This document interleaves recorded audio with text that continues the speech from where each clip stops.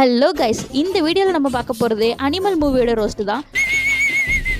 இதுவே ஒரு கேவலமான படம் தெரிஞ்சிருச்சு. அதுக்கப்புறம் எதுக்கு இதை பார்த்துட்டு அதுக்கப்புறம் ரோஸ்ட் வீடியோ போட்டுக்கிட்டு பேசாமல் விட்டுறலாம் அப்படி தான் நான் நினச்சிக்கிட்டு இருந்தேன். பட் லாஸ்ட் மந்த் நடந்த ஃபிலிம்பேர் அவார்டில் 17 கேட்டகரியில் இந்த படத்தை நாமினேட் பண்ணியிருக்காங்க. 5 அவார்ட் வேற வின் பண்ணியிருக்கு. இதை தாண்டி 100 கோடியில் எடுக்கப்பட்ட இந்த படம் 1000 கோடி வசூல் பண்ணியிருக்குப்பா. அப்படி என்ன இந்த படத்தில் இருக்குது அப்படின்னு சொல்லி நம்ம பசங்க கேட்டால், நம்ம தெலுங்கு நண்பர்கள் எல்லாரும் உங்களுக்கெல்லாம் படம்னா என்னன்னே தெரியாதுடா, படமே எடுக்க தெரியாதுடா அப்படின்னு சொல்லி நம்மளை ட்ரோல் பண்ண ஆரம்பிச்சிட்டாங்க. ஸோ இதுக்காகவே இந்த மூவியை ரோஸ்ட் பண்ணணும் அப்படின்னு சொல்லி நம்ம முடிவு பண்ணி வச்சிருந்தோம். அதுக்கேற்ற மாதிரி நம்ம சப்ஸ்கிரைபர் ஒருவர் கேட்க இந்த வீடியோவை ரெடி பண்ணிட்டோம். ஸோ எல்லாரும் லேட் பண்ணாமல் லைக் அண்ட் சப்ஸ்கிரைப் பண்ண தட்டி விட்டுருங்க. வாங்க வீடியோக்குள்ள போயிடலாம். உங்கள் நண்பர்களோ சொந்தக்காரங்களோ யாராவது இந்த படம் நல்லா இருக்கு அப்படின்னு சொல்லி உங்ககிட்ட சொல்லியிருந்தாங்கன்னா, நீங்க முதல்ல அவங்கள கூட்டி கொண்டு போய் ஒரு நல்ல சைக்காட்டிஸ்டா காமிங்க. இதெல்லாம் யாரா உன்கிட்ட கேட்டா? யாரா நீ? Mental specialist. இன்னும் மெண்டல் ஆகலடா, அதுக்குள்ள யாரு உன்னை சொல்லி அனுப்புறா? ஆனவன நானே தேடி வரேன் போ. நான் ஏன் அப்படி சொன்னேன் அப்படிங்கறத நீங்க இந்த ஃபுல் ரோஸ்ட் வீடியோ பார்த்தா உங்களுக்கு தெரிஞ்சிடும். அனிமல் அப்படிங்கிற பேரை பார்த்த உடனே ஹீரோவை ஒரு சிங்கம் புலி அப்படின்னு நீங்க இமேஜின் பண்ணியிருந்தீங்கன்னா அதெல்லாம் அழிச்சு விட்டுருங்க. இந்த படத்துக்கு கொடூர குரங்குன்னு பேர் வைக்க முடியாதுல்ல, அதனாலதான் டீசெண்டா அனிமல் அப்படின்னு பேர் வச்சிருக்காங்க. ஐயோ, மனுஷனுக்கு புது புது நியாயம்லாம் வருதுடா. என்ன பண்றது? சங்கு மேலே குறியா இருக்காரு. இந்த படத்தோட ஸ்டார்டிங்கே ஒரு கிழட்டு தாத்தா குரங்கு இளவரசி கதையை சொல்லிக்கிட்டு இருப்பாரு. யாரா அந்த தாத்தா அப்படின்னு சொல்லிட்டு நம்ம உத்து பார்த்தா அந்த தாத்தாவே நம்ம ஹீரோ தாங்க. கொஞ்சம் கடி குரங்கு சும்மாறா கடி கடி கடி நல்லா கடி. அங்க போறாங்க நம்ம ஹீரோவோட பேரை சூப்பர் ஸ்டார் ரன்வீர் சிங் அப்படின்னு சொல்லிட்டு. இங்க இருந்து அப்படியே ஹீரோவோட பிளாஷ்பேக் போகுது. ஹீரோ சின்ன வயசுலயே தான் அப்பாவோட பாசத்துக்கு ஏங்குன ஒரு குழந்தையா இருந்திருக்கிறாரு. நம்ம ஹீரோவோட அப்பா பிசினஸ் பார்த்துக்கிட்டு இருந்தனால பசங்களை கண்டுக்காம விட்டுறாரு. இதனால மனதளவுல பாதிக்கப்பட்ட நம்ம ஹீரோ அப்பாவோட பாசத்தை வாங்குறதுக்காக நம்ம என்ன வேணா பண்ணலாம்டா அப்படின்னு சொல்லி முடிவெடுத்து நல்லா வளர்ந்து முடியெல்லாம் வளர்த்துக்கிட்டு ரிட்டர்ன் ஆகுறாரு. வந்தவர் அப்பாவை பார்க்க போவாருன்னு பார்த்தா நேரா இன்னொரு என்கேஜ்மெண்ட் நடக்கிற இடத்துக்கு போறாரு. அங்க பார்த்தா நம்ம ஹீரோயினோட என்ட்ரி. அங்க போன ஒரு சும்மா இல்லாம ஆல்பா பீட்டான்னு சொல்லி ஒரு கதையை விட்டு என்கேஜ்மெண்ட்டே கேன்சல் பண்ணி விட்டுறாரு. அதான் பைத்தியக்கார பிள்ளை. இந்த பைத்தியக்கார குடும்பத்துக்கு கல்யாணம் தான் டைவர்ஸ் பண்ணுவாங்க. கல்யாணத்துக்கு முன்னாடியே டைவர்ஸ் பண்றானா பைத்தியம். போன மாசம் தாங்க வெயிட் பண்ணோம். ஏண்டா பண்ணாடா, போன மாசம் ஃப்ரெண்ட் ஆயிட்டு ஒரு ரீல்ஸ்க்காக குடும்பத்தை கெடுத்துட்டியடா. இந்த படத்துல ஹீரோயினுக்கு ஆஸ்ட்ரிச்சை விட குட்டி மூளை தாங்க இருக்கும். ஏன்னா இந்த ஹீரோ சொன்ன ஆல்பா கதை பீட்டா கதையை நம்பினது கூட பரவாயில்ல, அவர் ஒரு ப்ரப்போசல் பண்ணுவாரு, அதையும் நம்பி அந்த என்கேஜ்மெண்ட்டை கேன்சல் பண்ணிட்டு ஹீரோ தான் வேணும் அப்படின்னு சொல்லி ஓடி வந்திருப்பாங்க பாருங்க. அதெல்லாம் என்னன்னு சொல்றதுன்னு தெரியல. அந்த பொண்ணு எனக்கு பிடிச்சிருந்துச்சு.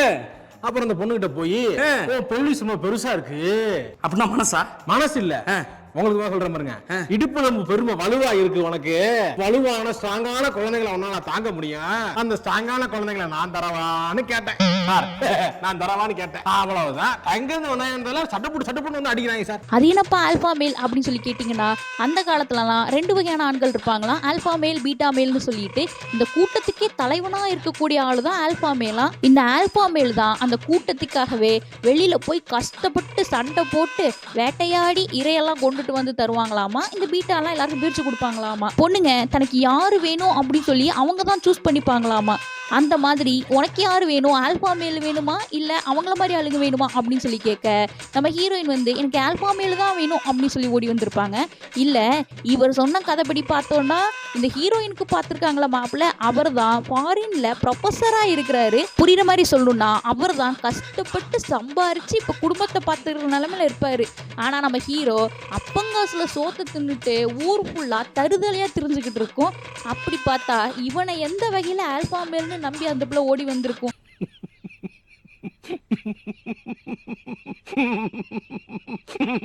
இதுக்கு நடுவில் நம்ம ஹீரோ ஃபாரின்ல இருந்து ரிட்டர்ன் ஆனதே ஹீரோவோட அப்பா பர்த்டேக்காக தான். ஸோ அதனால முடியெல்லாம் வெட்டிட்டு போயிட்டு வெட்டின முடியையே அப்பாவுக்கு வந்து கிஃப்டா கொடுத்துருப்பாப்புல. ஏன்பா ரன்விஜய் சிங், உங்க அப்பா என்ன 7 குண்டல வடாவா, முடியெல்லாம் போய் காணிக்க கொடுத்துக்கிட்டு இருக்க? அப்ப கூட சும்மா இல்லாம மச்சாக்காரனை வம்பிழுத்து அப்பா கிட்ட வாங்கி கட்டிக்கிட்டு நான் ஃபாரின்கே போறேன் அப்படி சொல்லி கிளம்பிடுறாரு நம்ம ஹீரோ. அங்க என்ட்ரி கொடுக்குறாங்க நம்ம ஹீரோயின், நான் கல்யாணத்தை நிறுத்திட்டேன் அப்படின்னு சொல்லிட்டு. இந்த கேவலமான லவ் ஸ்டோரியை நம்மளாலேயே ஏத்துக்க முடியலையே. 2 பேர் வீட்டுல எப்படி ஏத்துப்பாங்க சொல்லுங்க? அவங்க ஒத்துக்க முடியாது அப்படின்னு சொல்றாங்க. நீங்க ஒத்துக்கலனா என்ன, நாங்க உழைச்சி முன்னேறி உங்க முன்னாடி வாழ்ந்து காட்டுவோம் அப்படின்னு சொல்லி நம்ம ஹீரோயின் சொல்லுவாங்கன்னு நினைச்சீங்கன்னா அது சூரிய வம்சங்க. இது ஒரு சூனிய வச்ச வம்சம். அப்பாவோட ஃபிளைட்டை எடுத்துட்டு கிளம்பிடுறா அப்படி நம்ம ஹீரோ. அடுத்து என்ன நடக்கும்னு உங்களுக்கே தெரியும். அமேசான் காடுகளுக்கு தான் போயிருப்பாருன்னு நினைக்கிறேன். ஏன்னா ரிட்டர்ன் வரும்போது மண்டை தாடியெல்லாம் எக்கச்சக்க முடி வளர்ந்துருக்கும். பதிவாசி தைலம். உங்களுக்கு இந்த ஆயில் வேணும்னா கொரியர் மூலமாவும் அனுப்புறோம், மூலமாவும் அனுப்புறோம். இதுக்கு நடுவுலயே ஒரு மாஸ் சீன் சொல்லிட்டு ஒரு கன்றாவியான சீன் வச்சிருப்பாங்க. நம்ம ஹீரோ ஸ்கூல் படிச்சுட்டு இருப்பாங்க. நம்ம ஹீரோவோட அக்கா காலேஜ் படிச்சிருப்பாங்க. காலேஜ்ல யாரோ நம்ம அக்காவை ரேகிங் பண்ணிட்டாங்கன்னு சொல்லிட்டு AK-47 தூக்கிட்டு டுபுன்னு சுட்டுட்டு ஒரு மாஸ் சீன் வச்சிருப்பாரு. ஏன்டா கதையா இருந்தாலும் ஒரு நியாயம் வேணாமா அப்படிங்கிற மாதிரி தான் இருந்தது எனக்கு. ஹீரோ பண்ண ரவுடி சித்தை பார்த்து மன உளைச்சல் காலாகி தான் நைனா இவரை போர்டிங் ஸ்கூலுக்கே துரத்தி விட்டுருப்பாரு. அங்க போயும் பயபுல திருந்தாம திரும்பி அப்போ பிறந்தநாள் அதுவுமா மச்சாங்காரனை வம்பிழுத்து போறோம் கர்மம் கல்யாணத்தை பண்ணிட்டு போயிடலாமே அப்படின்னு நிச்சயம் ஆக வேண்டிய ஒரு பொண்ணை தள்ளிட்டு போயிருப்பாரு. என்னைய செய்யறது கணக்குள்ள நம்மள நம்பி 10 குடும்பம் இருக்குது. இப்படிதான் பகிர்ந்து கொடுக்கணும். நாம என்ன பிறக்கும் போது 100 ரூபா தள்ளுடைய பிறந்தோம். பசிக்க சாப்பிடணும், தெளிய குடிக்கணும், விடிய ஆடணும், சாகிற வரைக்கும் சந்தோஷமா இருக்கணும். அப்புறம் என்ன, கொஞ்சம் வருஷம் கழிச்சு சரச்ச முடியெல்லாம் வளர்த்துட்டு அக்கா புருஷனையே போட்டு தள்ளிடுவாரு. அங்கதான் போடுறாங்க படத்தோட டைட்டில் கார்டையே, அனிமல் சொல்லிட்டு. டைட்டில் கார்டை இங்க போடுறாங்கன்னா இன்டர்வல் பிளாக் எங்க வரும், படம் எங்க முடியும் நீங்க யோசிச்சுக்கோங்க. அங்கிருந்து ஒரு பிளாஷ்பேக் போகுது. நம்ம ஹீரோ ஏன் ஃபாரின்ல இருந்து ரிட்டர்ன் ஆனாரு அப்படின்னு சொல்லிட்டு ஹீரோவோட அப்பாவை யாரோ மர்டர் பண்ண ட்ரை பண்ணிருப்பாங்க. ஸோ அதை தெரிஞ்சுக்கிட்டு அப்பாவை எப்படியாவது காப்பாற்றணும் அப்படின்னு சொல்லி ஃபேக்டரிக்கு போய் அங்க ஒரு ஸ்பீச் இருப்பாருங்க. கிட்டத்தட்ட ஒரு கொலை மிரட்டல் அப்படின்னு தான் சொல்லணும். அதை எல்லாரும் முன்னாடி எப்படி இவர் ஓப்பனா பேசுறாருன்னு தெரியல. அதை டிவில வேற டெலிகாஸ்ட் பண்ணுவாங்க. இந்த டயத்துலலாம் அந்த ஊர்ல இருந்த எல்லா போலீஸுக்குமே பெய்டு வெக்கேஷன் கொடுத்து ஹவாய்க்கு டூர் அனுப்பிச்சிட்டு இருந்திருப்பாங்க. அதனால இதெல்லாம் கேஸா இருந்திருக்காது. எனக்கு ஒண்ணுமே புரியல. எனக்கும் புரியல. இதுக்கப்புறமா கெட்டு குட்டி சவரா போன குரங்கு தாங்கெட்டது மட்டும் இல்லாம வனத்தையும் சேர்த்து கெடுத்துச்சான் அப்படிங்கிற மாதிரி ஊர்ல விவசாயம் பண்ணி பொழப்பு நடத்திக்கிட்டு இருந்த அங்காளி பங்காளி எல்லார்ட்டையும் போய் மன்னிப்பு கேட்டு மண்டையை கழுவி எங்க அப்பாவுக்கு பாடி கார்டா வாங்க அப்படின்னு சொல்லி இங்க கூட்டிட்டு வந்துருவாரு. அதோட நிறுத்தாம அவங்க அப்பா மாதிரியே ஒரு பாடி டபுள வேற ஏற்பாடு பண்ணிருப்பாரு நம்ம ஹீரோ. அது யார் பெத்த புள்ளையோ தெரியல. அடுத்த சீனை வேற அதை போட்டு தள்ளிடுவாங்க. அந்த பாடி டபுள கொன்னது யாருன்னு பார்த்தா நம்ம பப்ளு பிருத்திவிராஜ். எப்படிதான் காஸ்டிங் பண்ணுவாங்களோ தெரியல. கரெக்டான ஆளா பார்த்து பொறுக்கி எடுத்திருக்காங்க பாருங்க. ஸோ இதுக்கப்புறமா தான் நம்ம ஹீரோ தெரிஞ்சுக்கிறாரு நம்ம மச்சாங்காரனும் பப்ளுவும் சேர்ந்து தான் அப்பாவை கொலை பண்ண ட்ரை பண்ணாங்க அப்படி சொல்லிட்டு. இதை தெரிஞ்சுட்டு தான் மச்சானை போட்டு தள்ளிருப்பா அப்படி. அப்புறமா வர எல்லா சீனுமே தேவையில்லாத சீன் தாங்க. ஏன் வச்சாங்க அப்படின்னே தெரியல. இந்த சீன்லாம் எடுக்கும்போது ஸ்பாட்ல ஒரு ஆளு கூட அசிங்கமா ஃபீல் பண்ணலையா அப்படின்னு எனக்கு தெரியல. அண்டர்வேர் போட்டதுனால ரேஷஸ் வந்துருச்சு அப்படின்னு சொல்லி ஒரு பஞ்சாயத்து பண்ணிக்கிட்டு இருப்பாரு. 365 நாளைக்கு உனக்கு 365 அண்டர்வேர் வாங்கி தரேன் அப்படின்னு சொல்லியெல்லாம் நம்ம ராஷ்மிகா பேசிட்டு இருப்பாங்க. ரொம்ப கேவலமா இருக்கும். அதுக்கப்புறமா கன்னு வாங்க போறேன் அப்படின்னு சொல்லிட்டு நம்ம ஹீரோ போயிருப்பாங்க. அங்க நம்ம வில்லன் கூட சண்டை போடுறதுக்கு டிட்டர்ஜென்ட்டை மாத்தி போட்டா ரேஷஸ் வரும். சண்டை போட்ட நம்ம ஹீரோ அடுத்தவனோட அண்டர்வேர் வாங்கி போட்டு போய் சண்டை போட்டுக்கிட்டு இருப்பாரு. இந்த பிரச்சனை நீயே கேள்பா. ஒட்டக துப்பால தான் டீ குடிப்பாராமா. ஒரு தடவை யூஸ் பண்ண பொருளை 2வது தடவை யூஸ் பண்ண மாட்டாராமா. ஒரு தடவை யூஸ் பண்ணாத இன்னொரு தடவை யூஸ் பண்ண மாட்டேன். இல்ல அப்படி இல்ல. இதை ஏற்கனவே ஒரு தடவை போட்டிருக்கேன்ல. ஆமா. இப்ப மறுபடியும் ஏன் போட்டிருக்க? அது ஏற்கனவே போட்டது கிழிஞ்சு போச்சு. இது ஒண்ணுதான் இருக்கு அதனால போட்டிருக்கேன். அது வேணாம், அதை கழட்டிடு. இதே கழட்டா. நம்ம KGF படத்துல வர மாதிரி கண்ணலா வேற வச்சு 100 பேரை போட்டு தள்ளிடுவா இப்படி. சரி எல்லாரையும் போட்டு தள்ளியாச்சு அப்படின்னு சொல்லி தம் அடிக்கலான்ட்டு போனா பணத்தோட பணமா படுத்து கிடந்த பப்ளு எந்திரிச்சு ஹீரோவை சுட்டுருவாரு. ஹீரோவை சுட்டுட்டா ஐயோ செத்துட்டாரா அப்படின்னு கேட்டா இவர் தான் ஹீரோவாச்சே எப்படி சாவாரு. திரும்பி எந்திரிச்சு வில்லனை போட்டு தள்ளிடுவாரு. சரி இதோட படம் முடிஞ்சிருச்சு அப்படின்னு நினைச்சா இங்கதான் போடுறாங்க இன்டர்வெல்ல. OTTல பார்த்த எனக்கே இந்த நிலமன்னா தியேட்டர்ல போய் பார்த்தவங்களோட நிலமெல்லாம் நினைச்சு கூட பார்க்க முடியல. பாவங்களாம் எப்படி இது 1000 கோடி சம்பாதிச்சு அப்படின்னு தெரியல. இதுக்கப்புறமா நம்ம ஹீரோக்கு காது கேட்காது, ஹார்ட் ஃபெயிலியர் ஆயிடும், ஒட்டுமொத்த பாடியுமே டேமேஜா இருக்கும். இருந்துமே இவனுக்கு திமிரு அடங்கலடா அப்படின்னு சொல்ற மாதிரி ஒரு டாக்டர் ஒருத்தவங்க இவங்களோட ஹெல்த்தை பத்தி செக் பண்ண வந்தா லேடிங்கிறதுனால அவங்களையுமே அசிங்கப்படுத்தி விட்டுருவாரு நம்ம ஹீரோ. அந்த பக்கம் பார்த்தா மெயின் வில்லனோட இன்ட்ரோ. அவரு 3வது கல்யாணத்துக்கு ரெடி ஆயிட்டு இருப்பா. அப்படி அப்பதான் அந்த சாங் வரும். அப்பன்னு பார்த்து கரெக்டா தம்பி செத்த விஷயத்த ஒருத்தன் ஓடி வந்து சொல்ல அவனை போட்டு தள்ளிடுவாரு நம்ம வில்லன். அடப்பாவி இவனடா பண்ணா அப்படின்னு சொல்லி நம்ம யோசிச்சுக்கிட்டு இருந்தா, சரி தம்பி மேல இருக்க பாசத்துல பண்ணிட்டாரு போல இருக்குது, அடுத்து நேரா ஹீரோ தான்டா, நேரா ஃபைட்டு கிளைமேக்ஸ் முடிஞ்சிச்சு அப்படின்னு நம்ம நினைச்சா முடியாது. இப்போதான் இன்டர்வல் பிளாக் விட்டுருக்காங்க, கிளைமேக்ஸுக்கு இன்னும் நேரம் இருக்கு, கிளைமேக்ஸ்ல தான் நான் ஹீரோவையே பார்ப்பேன் அப்படின்னு சொல்லி அவர் வேலையை பார்க்க ஆரம்பிச்சிருவாரு நம்ம வில்லன். என்ன குறுகுறுன்னு பாக்குற? என்னடா உம்மா கொடுக்குற?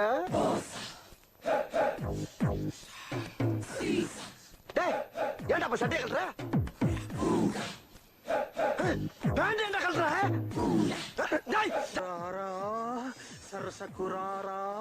இவ ஒரு பைத்தியம் அப்படின்னா இதுக்கு மேல ஒரு பைத்தியம் இருக்காருல நம்ம ஹீரோ. அவர் என்ன பண்ணிக்கிட்டு இருப்பாருன்னா, நம்ம வில்லன் ஹீரோவை ஸ்பை பண்றதுக்காக ஒரு ஆள் அமுச்சு விட்டா அது வில்லனோட ஆள்னே தெரிஞ்சு அழகா இருக்கு அப்படிங்கிற ஒரே காரணத்துக்காக அது கூட பழகி காரு வீடு பணம்னு எக்கச்சக்கமா செலவு பண்ணுவாரு. கடைசியா நீ வில்லனோட ஆள் தான் தெரியும் அப்படின்னு சொல்லி ரெஜிஸ்டர் பண்ணிட்டு நான் என் அப்பாக்காக தான் எல்லாத்தையும் பண்ணேன் அப்படின்னு வேற சொல்லுவாரு. இதெல்லாம் நம்புற மாதிரியா இருக்கு. இதை வேற ஒரு பொண்டாட்டிட்டே போய் வேற சொல்லுவாரு. நம்ம மந்தனாக்கா ஹீரோ வண்டியா திட்டிட்டு அப்படியே கிளம்பி போயிடும் அப்படின்னு பார்த்தா திரும்பி வந்து ஹீரோ கிட்டே சேர்ந்துரும். இதுக்குதான் மூளை இல்லைன்னு ஏற்கனவே சொல்லிட்டோமே, சரி விடுங்க அடுத்ததுக்கு போயிடலாம். நம்ம வில்லன் யாருன்னு பார்த்தோம்னா ஒரு வகையில நம்ம ஹீரோக்கு அண்ணன் வேணுமா. என்னதாண்டா கதை இது, எத்தனை ட்விஸ்ட்டை தாண்டா கொண்டு வருவீங்க. சரி இதை தெரிஞ்சதுக்கு அப்புறமா அது ஹீரோ சமாதானம் போவாரா அப்படின்னு பார்த்தா அண்ணனா இருந்தா என்ன தம்பியா இருந்தானே அப்படின்னு சண்டைக்கு போவாரு. ரன்வேல சண்டை நடக்கும், அது நல்லா தான் இருக்கும். ஆனா அதுக்கு நடுவுல துக்கனாங்குருவி கூடன்னு ஒரு பாட்டு போடுவாங்க பாருங்க, செம்ம காமெடியா இருக்கும். இதுக்கு நடுவுல நம்ம ஹீரோவோட தம்பி சொல்லுவாரு எங்க அண்ணனுக்கு காது கேட்காதுன்னு சொல்லிட்டு, அங்கிட்டு வில்லனோட தம்பி சொல்லுவாரு எங்க அண்ணனால வாய் பேச முடியாதுன்ட்டு. என்னடா இது ஃபைட்ல போய் இப்படி காமெடி பண்ணிக்கிட்டு இருக்கீங்க அப்படிங்கிற மாதிரி இருக்கும். ஒரு வழியா வில்லனை போட்டு தள்ளி இந்த படம் முடிஞ்சிச்சுன்னு நினைச்சீங்கன்னா அங்க இல்ல, இந்த படத்துக்கு ஒரு சீக்வலை கொண்டு வந்திருப்பாங்க. ரோலெக்ஸ் மாதிரி ஒரு கெட்டப்ல இன்னொரு ரன்வீர் சிங் வருவாரு.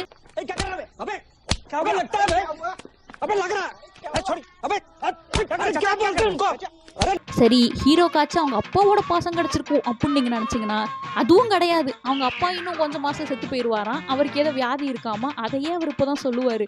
அடப்பாவி இன்னும் கொஞ்சம் மாசத்துல சாக போற ஒருத்தனுக்காகவா 1000 பேரை கொண்டு கூச்சிக்கிட்டு இருந்த இந்த டைரக்டரோட கிரியேட்டிவிட்டியை நினைச்சு சிரிக்கிறதா அழுகிறதா இல்ல கோப்படுறதானே புரியல, அந்த அளவுக்கு இருக்கு. கடைசியா நம்ம ராஷ்மிகா வந்தனா பொட்டி படிக்கலாம் கட்டிட்டு நான் ஊருக்கே போறேன் அப்படி சொல்லிட்டு கிளம்ப அப்பான்னு சொல்லிட்டு ஓடி வருவார் நம்ம ரன்வீரோட புள்ள. அட பாவமே திரும்பியும் முதல்ல இருந்தா அப்படிங்கிற மாதிரி எனக்கு தோணுச்சு. இந்த மாதிரியான அனிமலும் சரி அனிமலோட சந்ததியினரும் சரி இருக்க வேண்டிய இடம் இதுவே கிடையாது. நார்த் சென்டினல் தீவு தான். அதை தாண்டி 1-2 பேர் இங்க பிறந்தாலும் கொண்டு போய் அவங்களெல்லாம் அங்க விட்டுட்டு வந்துடணும்ப்பா, அதுதான் நாட்டுக்கும் வீட்டுக்கும் நல்லது. அவ்வளவுதாங்க அனிமல் மூவியோட ரோஸ்ட். கிட்டத்தட்ட 3.5 மணி நேரம் படத்துல நம்ம பேசின விஷயம் மட்டும்தான் பாக்குற மாதிரி இருக்கும் அப்படின்னு நினைக்கிறேன். இதை தாண்டி ஒன்று அனிமல் மூவி பார்த்தே தீருவேன் அப்படின்னு நினைச்சீங்கன்னா இது யாரை விட்டது. படத்தை பொறுத்தளவு நல்ல விஷயம்னு பார்த்தீங்கன்னா இந்த மியூசிக்கு பேக்ரவுண்ட் ஸ்கோரு பாட்டெல்லாமே நல்லா இருக்கும். தயவு செஞ்சு தமிழில் பார்த்துறாதீங்க, இந்த துக்குனாங்குருவி கூடலாம் ரொம்ப கன்றாவியாக இருக்கும். ஸோ வீடியோ பிடிச்சிருந்துச்சு அப்படின்னா மறக்காமல் லைக் பண்ணிவிடுங்க. நெக்ஸ்ட் இந்த படத்தை பற்றி நம்ம போடலான்னு கீழே கமெண்ட் பண்ணிவிட்டு சப்ஸ்கிரைப் பண்ணி வச்சுருங்க. இந்த மாதிரி நிறைய என்டர்டைன்மெண்ட்டான வீடியோ வந்துகிட்டே இருக்குது. இன்னொரு வீடியோவில் பார்க்கலாம். Thank you, tata, bye by.